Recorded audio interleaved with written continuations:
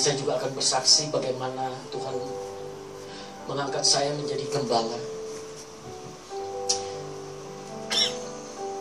Saya dilahirkan tahun 61. Dan pada waktu tahun 79 saya menikah dengan istri saya. Di mana waktu pernikahan itu adalah pernikahan secara Muslim.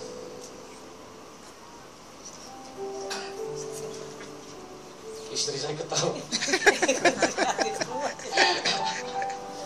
Dia dulu seorang muslimah, saudara-saudara. Kalau saya tidak menjadi muslim, saya tidak boleh menikah dengan istri saya. Tapi yang saya tahu, saya mencintai Yesus Kristus Tuhan dalam hati saya. Kami menikah tahun 79. Sesudah pernikahan itu, selama 2 tahun, kami berpisah. Karena saya memilih untuk ke Belanda. Dan saya tinggalkan istri saya. Waktu saya masuk negara Belanda, saya kaget, saudara-saudara. Orangnya tinggi-tinggi. Saya bingungnya kenapa? Karena waktu saya di sekolahan, waktu zamannya SD, saya diusir-usir sama teman-teman saya. Pulang kamu ke negeri kamu sendiri. Negeri Belanda, dia bilang. Setiap kali saya dikatakan pulang kamu ke rumahmu, negara Belanda. Tapi saya tidak pernah memikirkan itu, saudara-saudara. Sesudah kelar SD, saya lulus ujian SD, masuk SMP. Masuk SMP, saudara-saudara, kira-kira umur 16-17. Saya terlibat narkoba, minum-minuman keras, sehingga saya tidak dapat melakukan sekolah saya. Saya pikir ke Belanda, saya lihat begitu banyak orang-orang Belanda, dan saya kaget di sana bahwa begitu bebasnya negara itu di tahun 81. Waktu saya masuk di dalam tahun 81 di Belanda, saya kaget, dan saya melakukan juga apa yang saya lakukan di Indonesia. Minum minuman keras, menjual narkoba. Akhirnya tahun 82 ya, Mam, istri saya datang ke Belanda. Saya alim lagi, saudara-saudara. Alim lagi. Karena istri saya datang dari Indonesia. Dan pada waktu itu tahun 82 lahir anak saya yang pertama. Pada lahirnya anak saya tidak mengerti apa yang saya harus lakukan. Karena otak ini sudah penuh dengan candu, dengan minuman keras. Yang saya paling kasihanin, saudara-saudara, istri saya. Tapi saya nggak pernah melihat ke sana. Pendek cerita, anak yang pertama sudah umur 5 tahun. Akhirnya lahir anak yang kedua, anak perempuan. Dan begitu juga, saudara-saudara, saya tidak tahu apa yang saya harus perbuat. Karena saya sebagai bapak yang bukan menjadi bapak yang benar. Saya berpikir lagi, istri saya lagi yang saya sakiti. Saya mengibul terhadap istri saya. Di Belanda masih bisa ngibul, saudara-saudara. Bayangkan, saya pembohong. Saya ngebohongin istri saya terus. Sampai saya takut sendiri. Kalau mengenal tentang bohong itu saya ngeri banget, saudara-saudara. Karena saya kebanyakan ngebohong dengan istri saya.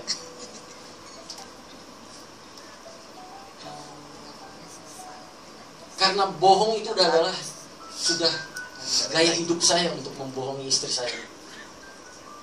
Apalagi orang lain. Saya membohongi juga orang lain. Teman-teman saya di Belanda saya bohongin habis. Sampai kadang-kadang juga saya pikir, wow. Sampai saya tuh malu sendiri ngebohong. Setiap kali membohong. Dan singkat cerita,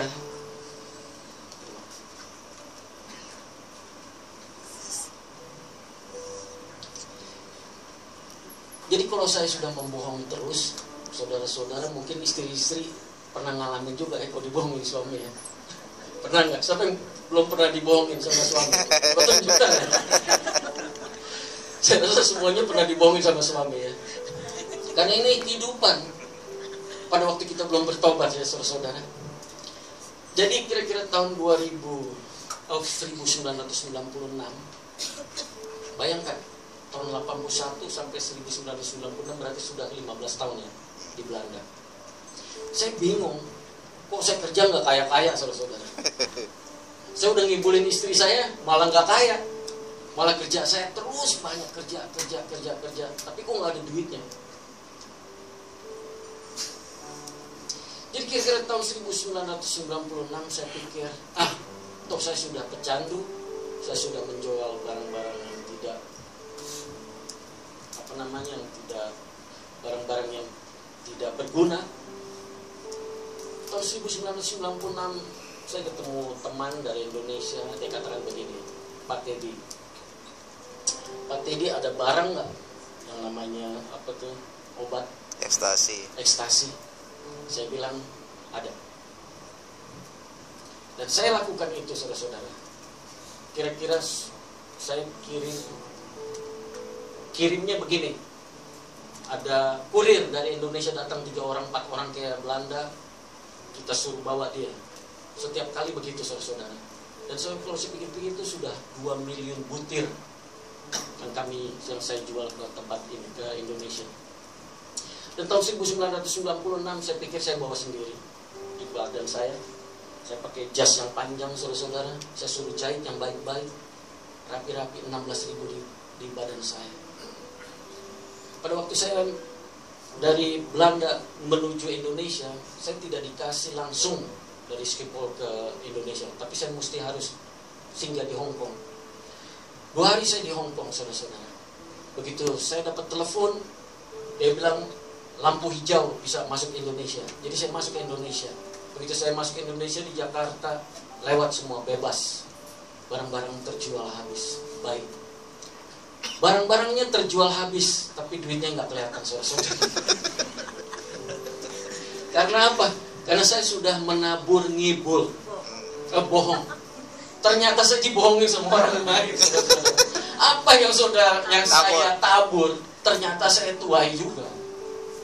Firman Tuhan ada di sini. Tabur tuai. Jadi waktu saya dikibulin, saya dibohongin, saya bingung saudara-saudara. Saya masuk di hotel. Tuhan, masa hidupku begini terus, saya bilang begitu. Sudah saya lakukan apa yang tidak boleh, yang Tuhan izinkan saya nggak boleh, tapi saya lakukan. Saudara-saudara, saya mempunyai satu rencana pada waktu itu. Rencana bahwa saya mau membuat laboratorium di Indonesia. Dan itu sudah saya catat, barang-barangnya saya sudah beli, mesinnya pun juga saya sudah beli dari Jerman. Karena kalau mengenal soal uang, saya udah banyak uang di situ. Tapi yang bingungnya istri saya nggak pernah tahu saudara-saudara. Karena saya ngebohong. Kalau orang ngebohong, bener ya bohong ya.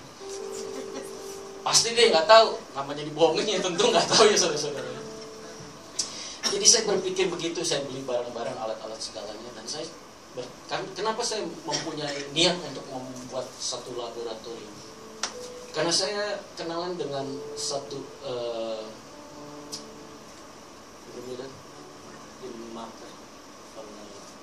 jabat yang membuat obat. Oh, yang apoteker. Ya seperti apoteker gitu. Tapi dia orang dari Ghana, dari Afrika. Tapi dia tinggal di Belgia, saudara-saudara. Nah itu teman saya. Saya katakan sama dia, saya sudah ada barang-barang semua komplit. Jadi kalau mau, tolong ke Indonesia nanti kita buat di sana. Semuanya udah beres, saudara-saudara. Waktu saya di Indonesia yang saya katakan bahwa saya nunggu-nunggu uang nggak keluar uangnya karena saya dibohongin. Saya kesal sekali. Saya bilang rencana saya tuh kok nggak pernah jadi gitu loh. kata firman Tuhan, rancanganmu bukan rancanganku. Benar ya? Iya. Benar? Benar. Jadi waktu saya kesal sekali, tiba-tiba telepon berdering, ring, saya angkat. Dia bilang begini, kalau di Belanda bilangnya broeder ya, brur, dia bilang begitu. Iya, kenapa? Saya lagi kesal-kesal. Kenapa? Ini urusannya berat, dia bilang begitu. Kenapa, Dan? Dia bilang, profesornya ditembak mati. Wah, bingung lagi, barang-barang sudah dikirim dari negara Jerman, dari negara Belanda, yang harus dibikin kimia-kimianya sudah dikirim, orangnya mati. Bayangkan, saudara. Saya cuma pikir kalau saya punya laboratorium di sini, di Indonesia, saya buka hotel-hotel di Bali, Pekalongan, di mana saja saya buka hotel. Karena saya tahu satu hari kita bisa bikin 4.000 butir. Satu hari. Saya cuma bilang 3 bulan saya kerja untuk membuat obat ini. Saya punya obat. Karena satu butir waktu itu harganya 100.000 rupiah. Kalau di Belanda harganya cuma 25 sen. Waktu itu satu gulden adalah 1.400. Jadi kalau 25 sen cuman berapa? 1.400 bagi 4 350. Iya. Bayangin, cuma hanya 3.500 rupiah. Tapi saya jualnya 100.000. Bagaimana enggak kantong tebal? Kasur bukan dari kasur lagi, tapi kasur dari duit, saudara-saudara. Tapi waktu saya dapat telepon bahwa profesor itu ditembak mati, lebih sakit lagi. Saya naik di hotel, saya nangis, saya nggak tahu apa saya mau buat. Suara katakan begini, engkau telah membuat ciptaanku hancur. Saya dengar, apa ini? Satu kali lagi, engkau telah menghancurkan ciptaan. Saya kaget di situ. Akhirnya saya ditangkap.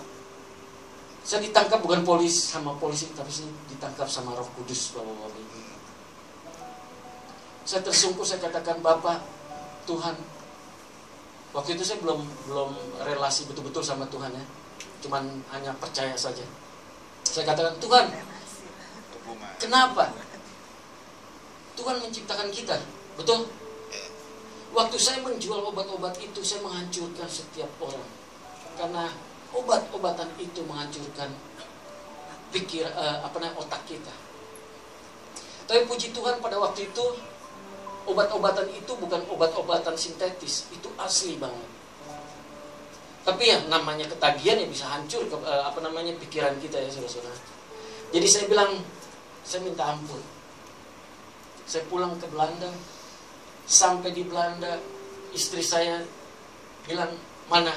Kamu dari mana? Pulang dari Indonesia, kok lecak begini? Saya bilang, saya minta